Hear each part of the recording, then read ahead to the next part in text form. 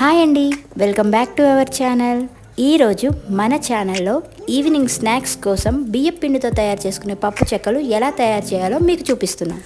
అంతేకాదండి, ఈ చెక్కలు క్రిస్పీగా టేస్టీగా రావడానికి నేను ఉపయోగించిన చిట్కాను మీతో షేర్ చేసుకుంటున్నాను. మరి ఆ చిట్కా ఏంటో మీరు కూడా తెలుసుకోవాలనుకుంటున్నారా?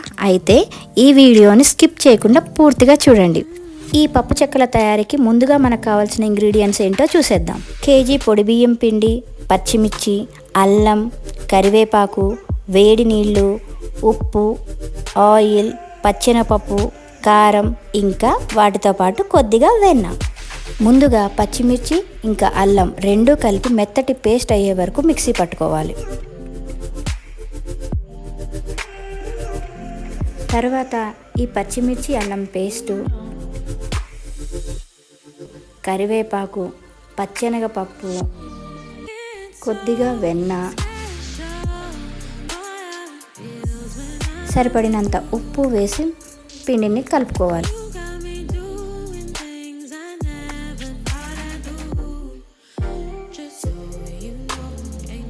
పిండిలో ఇవన్నీ మిక్స్ చేసిన తర్వాత వేడి నీళ్లను పిండిలో కొద్దిగా పోసుకుంటూ పిండిని కలుపుకోవాలి. అలాగే పిండిని కలపడానికి వేడి నీటిని మాత్రమే యూస్ చేసుకోవాలి. ఎట్టి పరిస్థితుల్లోనూ చల్లనీళ్ళు యూస్ చేయకూడదు. చల్లగా ఉన్న నీటిని యూస్ చేస్తే చెక్కలు సరిగ్గా రావు. మనం పిండిని ఎంత బాగా కలిపితే చెక్కలు అంత బాగా వస్తాయి. పిండిని మరీ లూజ్గా కలపకూడదు, అలానే గట్టిగా కలపకూడదు. కావలసినంత మోతాదులో మెత్తగా కలుపుకోవాలి. అప్పుడే చెక్కలు బాగా వస్తాయి. చూడండి, నేను వీడియోలో చూపిస్తున్నట్టు పిండిని ఈ విధంగా మెత్తగా కలుపుకోవాలి. వీటన్నిటితో పాటు మనం వెన్నను కూడా యాడ్ చేసాం కదా, ఇదే మన సీక్రెట్ ఇంగ్రీడియంట్. ఈ వెన్న యాడ్ చేయడం వలన చెక్కలు క్రిస్పీగా టేస్టీగా వస్తాయి. అంతేకాదండో ఇవి చాలా హెల్దీ కూడా. ఇప్పుడు మనం కలిపిన ఈ పిండిని కాసేపు పక్కన పెట్టేసి స్టవ్ ఆన్ చేసేసుకుందాం. స్టవ్ ఆన్ చేసి మూకుడు పెట్టి ఆయిల్ పోసుకోవాలి. ఈ ఆయిల్ మరిగే వరకు పక్కన పెట్టుకున్న పిండిని ఉండల కింద చేసుకోవాలి.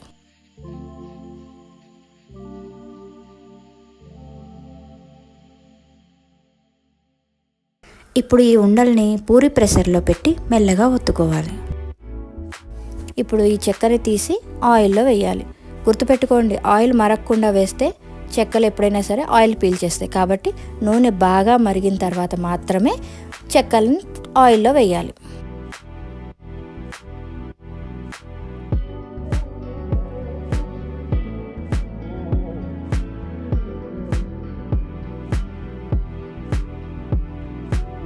ఇప్పుడు ఈ చెక్కలు బాగా వేగిన తర్వాత కలర్ చేంజ్ అవుతున్నాయి అని అనిపించినప్పుడు వాటిని తీసేసి ఒక జల్లెడ లాంటి గిన్నెలోకి వేసుకోవాలి. చూడండి, నేను చేసిన ఈ చెక్కలు ఎంత క్రిస్పీగా కనిపిస్తున్నాయో చూస్తుంటేనే తెలిసిపోతుంది. క్రిస్పీగానే కాదండి, తింటే చాలా టేస్టీగా కూడా ఉంటాయి. సో మీరు కూడా ఒకసారి ట్రై చేసి అవి ఎలా వచ్చాయో నాకు కామెంట్ చేసి చెప్పండి. Thank you for watching. Please do subscribe my channel for more videos.